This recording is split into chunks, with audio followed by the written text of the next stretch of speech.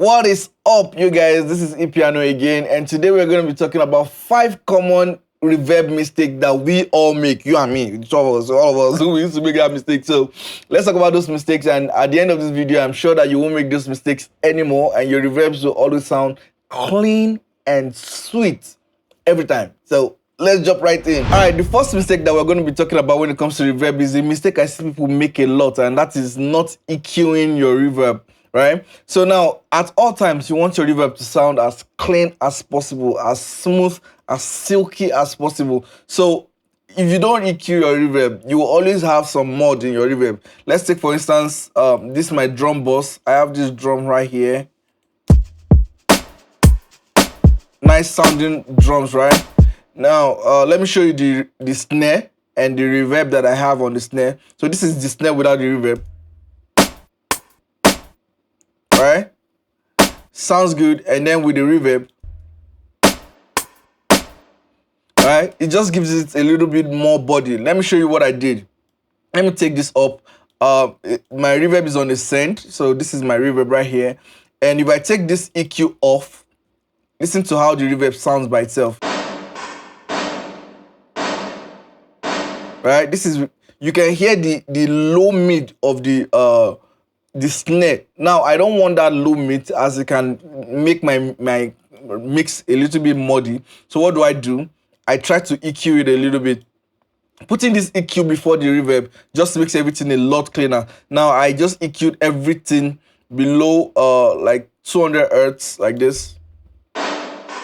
So now that way you can't hear that mod anymore. All the mod around here, you can't hear them anymore. And then I give it a low pass filter up to, just to like around 10K, just to like clear the highs as well. I don't want that one too in my edges. And the reverb sounded clean. Now listen. Compared to what it was before. Right? Clean. So now that I have this reverb, I can easily blend this reverb to my dry snare. Right? Just blend it to taste. I think around there is fine. And then it just gives the entire drum some sort of like weight. It makes it fatter, right? Crazy trick. You have to learn that crazy trick. And it works on vocals as well. You can do that for vocals, you can do that for instruments, you can do that for the entire drum boss. It's very important. Now, another mistake that I see a lot of people make is using the wrong reverb time. I actually made a video talking about reverb and how to set your reverb time. You can go and watch this video. It's probably going to be up here somewhere. You can go and watch that video, but I'm going to show you what I mean right now. So I'm going to go to my lead vocals. So this is my lead right here. I love you. And I love you, for reals. I do love you, you know.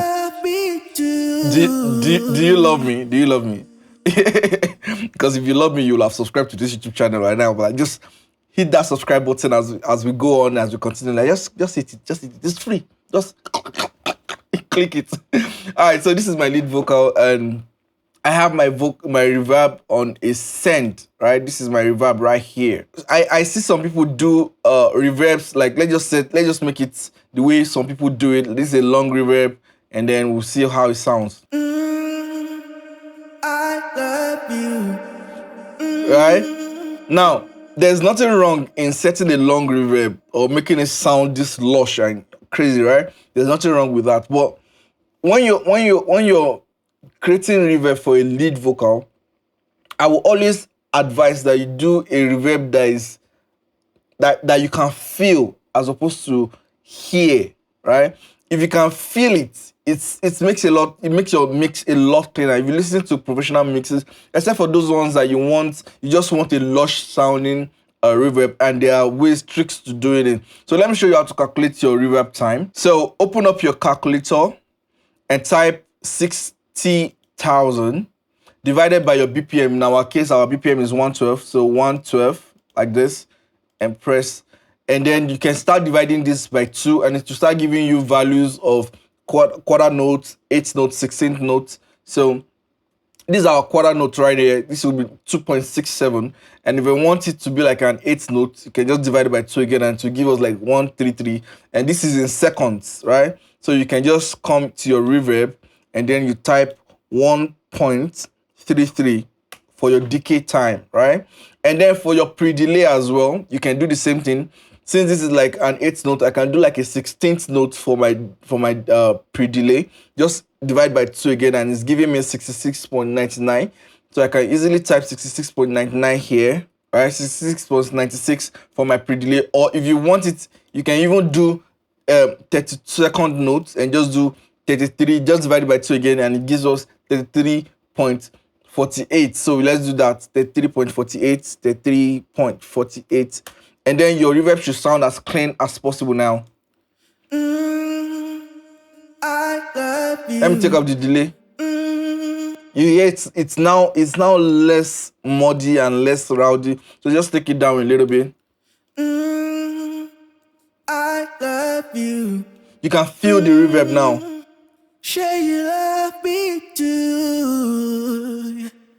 And bonus tip, I actually have like a fruity limiter on this reverb. Since it's a send, what I just did here is I just set it to, this is my sidechain, selected the lead vocals, and then drop my threshold and increase my ratio. What this does is that it's whenever the vocal is singing, whenever your lead vocal is singing, it docks, it reduces, it compresses the reverb, and then when the vocal is gone, it releases it again. So let me show you what that is like. So this is the vocal, you see? So just compressing it ever so slightly. Let me do it aggressively so you can see what it is actually doing. I love you. Can you hear that? Sure you love me too. So the reverb shines more in the spaces to just make your reverb so clean and so nice. So you should probably do that. That's a bonus tip, by the way. I love you. Nice. Sure you love me. Cool. The third mistake that I see people do a lot is putting reverb directly on the channel. See, this one is a bit controversial because I know there are some people that believe that, yeah, you can put it. It's fine, you can do it. I do it also. In my last tutorial, when I was teaching about reverb, I actually did it. But when you want to have more control over your reverb, the best thing you can do is put it on a channel, put it on a send. Like that way you have control. See what I did here? I actually have this on the send, right? This is my reverb. What it means is that I can actually like solo my reverb. I can actually solo my reverb alone without the lead. So this is just my reverb. This is just reverb, 100% reverb. And then I can do other things to it. I can decide to add maybe like an EQ to it just to like take out some frequencies that I don't want. Say we don't want the those sounding parts. This is the only part I want for my reverb. I can do that. I can decide to add like a compressor. I can decide to sidechain like I did earlier. You can do anything. The possibilities are endless. So it is always advisable that you put your reverb on a send as opposed to putting it directly on your channel. It should just give you a lot more control over your reverb. Take my word for it and do it. Do it. Just do what I say. Okay? Don't be arguing with me. God have mercy upon us. Now, this one is actually crazy because I don't know why people do this. And it is the fact that people don't use their stock reverb from your DAW. So now I don't care what DAW you use. This is 2024. Cubase, Logic, Pro Tools, FL Studio, and even those people that use Ableton. I don't know why they do that. I honestly don't know why. Those people that use Ableton and whatnot. So why don't you guys use the stock plugins? Stock plugins are always great. No matter what DAW you use, the stock plugins are always amazing. So let me show you something that I have that I used my stock plugin for. I have this what's it called, like a Vox here. It's kind of like from I got it from Arcade. It has some vocals on it. All right, let me play for you. Nice sounding reverb, right?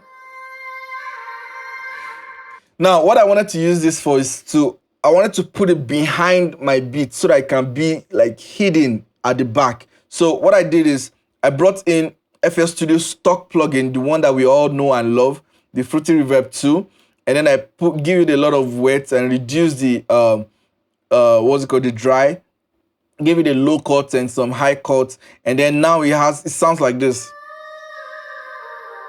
And in the context of the beat, it sounds like this.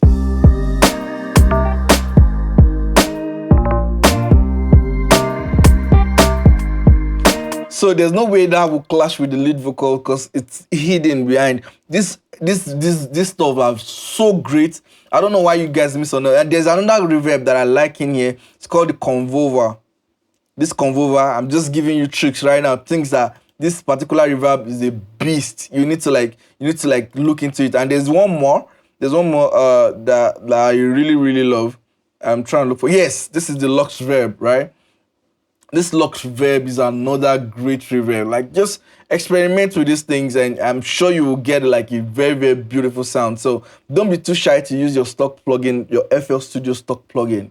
For those of you that use FL Studio, real gem. And the last thing I want to show you, this one is actually one of my favorite tricks when it comes to reverb, and it is the automation. Like, why don't you use automations on your reverb? Let me show you what you could achieve by using automations on your reverb. Like, let's say my lead vocal, right? We have my lead vocal here. I love you. Say I want some parts to have like this very big reverb. Like I want some parts to have like reverb that is this big, like, right? So what I do, I can actually automate this one. I can automate this particular volume, right?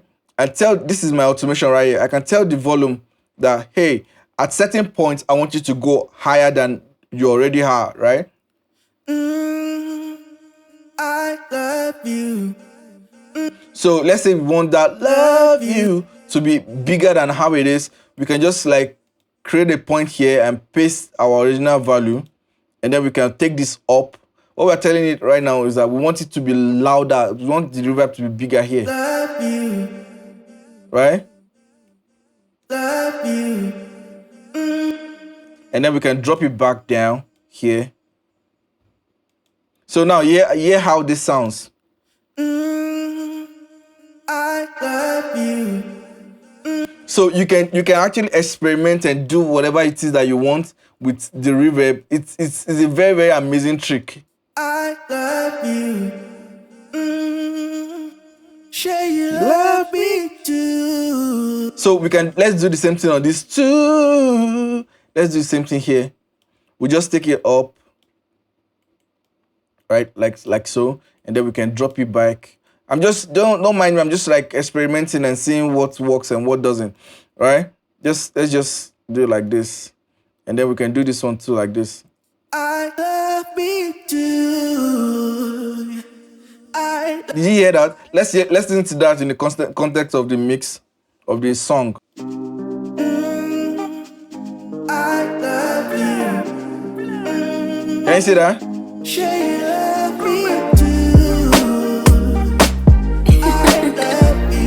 So let me show you again what it is doing here. Just look at this fader right here.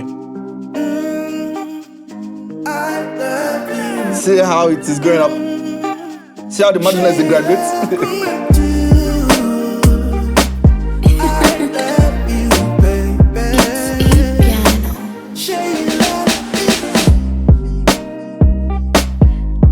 Anyways, this is actually my song. I'm actually working on this song. I don't know if I should finish. Do you guys think I should finish this song and actually release it? It sounds good to me. It sounds very good.